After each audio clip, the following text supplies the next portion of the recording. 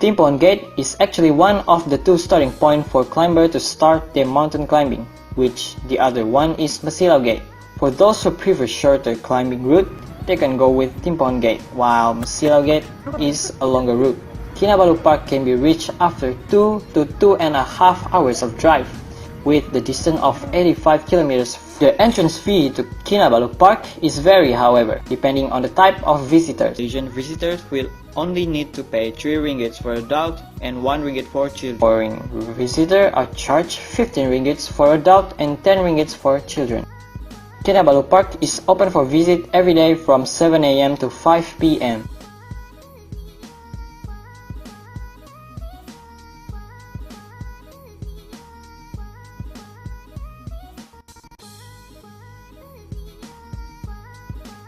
So hi, today we're going to the World Heritage Site, which is under the Kinabalu Park, and right now we are standing at the Timpohon Gate, and now we are going to look around what's inside. Actually, this is where people start to climb the mountain, and if we are lucky today, we might go to the Carson Falls. If not, then we're sorry. So let's go take a look around and see what's inside. After arriving to Timpohon Gate, visitors will be welcomed with a sign that is written on the Timpohon Gate that says Selamat Mendaki. If you can see here, from this point to summit is 8.72 km, and this summit trail is being marked at intervals of 0.5 km. These are the names who joined the climbthon in 2016. I salute them wherever they are. Congratulations, and let's continue our journey.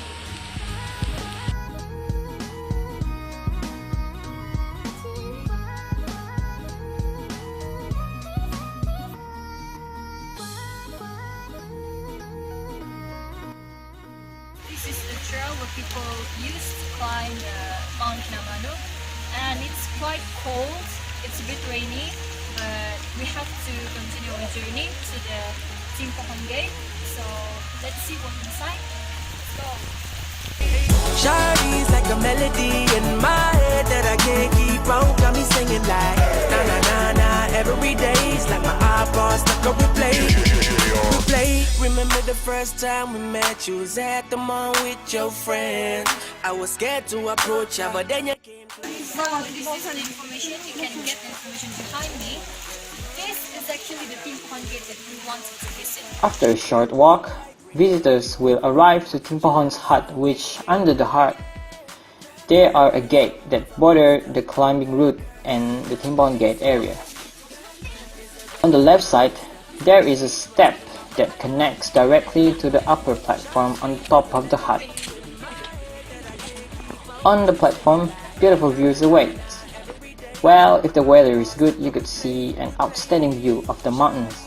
Otherwise, it's all clouds, which aren't very bad either. Besides beautiful view, there are some fun activities that you can do as well, like feeding squirrel that lives in the surrounding area, as they are very friendly and are not that scared to humans. Gentlemen, this is the rooftop of the Timpohon Gate. If you can see around, it's quite cloudy and a little bit rainy because we were supposed to see the Mount Kinabalu, but we are unlucky. And as I say earlier, if we are lucky, we might go to the Carson Falls, but we have to have the permit to go there, so we couldn't go past the gate. So this is the farthest we can go, and hopefully in the future, just watching this beauty video, I wanted to recommend you guys to come here because it's quite cold, it's nice, beautiful view. The one that can fill your fantasies. So come, baby girl, let's sing with me. I can be your melody, a girl that can write you a symphony. The one that can fill your fantasies. So come, baby girl, let's sing with me. Along the journey between the 2 points, visitor will encounter the Kinabalu Earthquake Monument.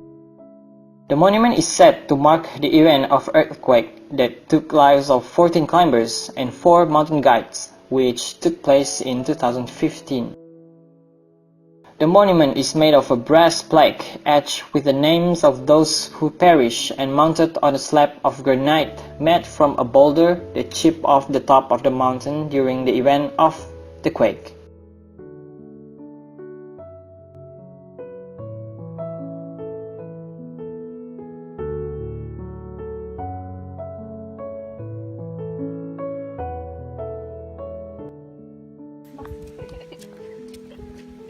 So this is our next destination, the Q, which is the Kinabalu Earthquake Monument. The monument was built during after the earthquake, and it is in the memory of the victims of the earthquake. So we can take a view. It's quite cold.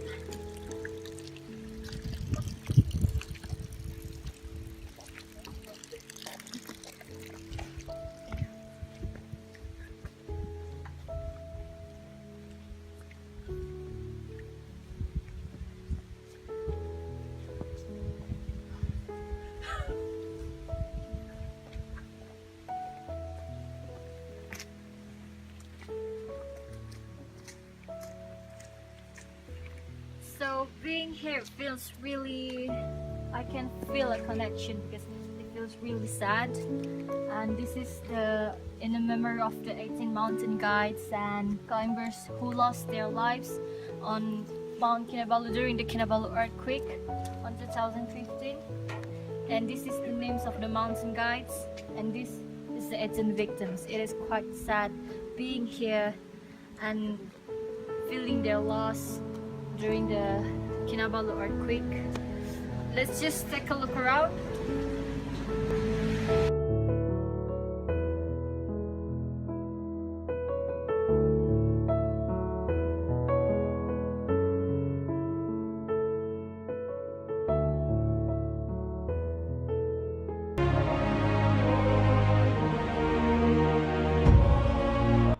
Quailey's Hill Memorial is a memorial located in the district of Ranau in the Malaysian state of Sabah.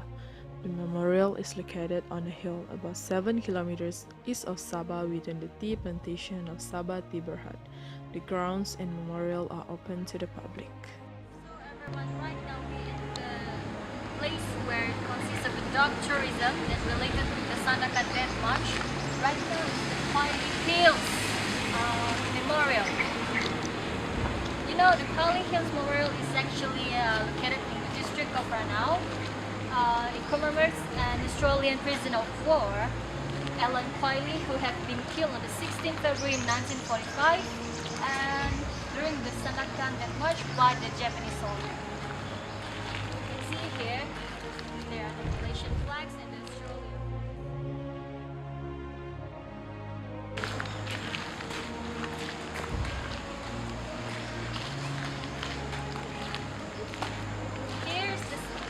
Here's the information about who is Ellen Quailey is and why he's here, and how he was killed. And as you can see here, this is where the Quailey Hill Memorial is actually. There's a lot of flowers. I can feel a sense of a little bit of scary because this is the dog tourism.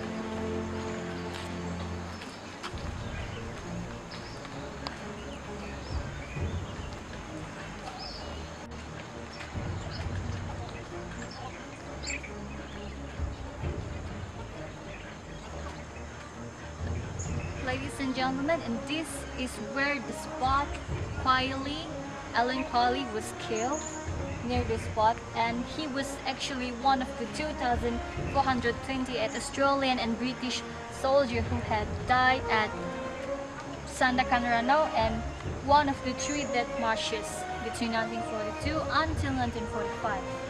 And he was actually really young. He was only 24 years old, but sadly he was killed by the Japanese soldiers. Quailey Clarence, born on 8 November 1920 in Lismore, New South Wales, Australia. On 5 August 1941, he joined as a volunteer in the Australia Imperial Force and assigned to the 2 over 30th Australian Infantry Battalion.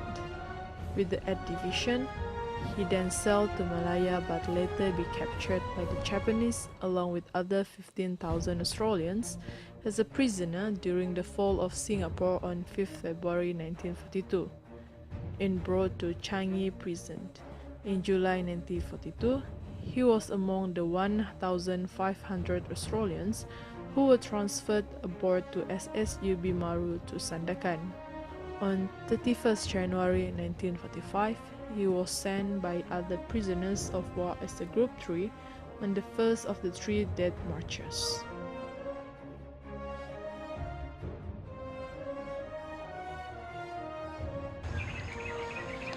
As I said earlier,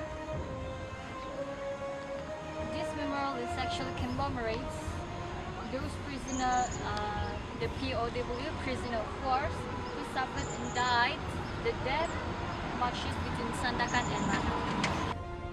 Since February, all of his friends in the group noticed that Quailey will not survive as on a hill he arrived. He refused to go on, knowing the Japanese guard will kill anyone who could not keep up to the hill.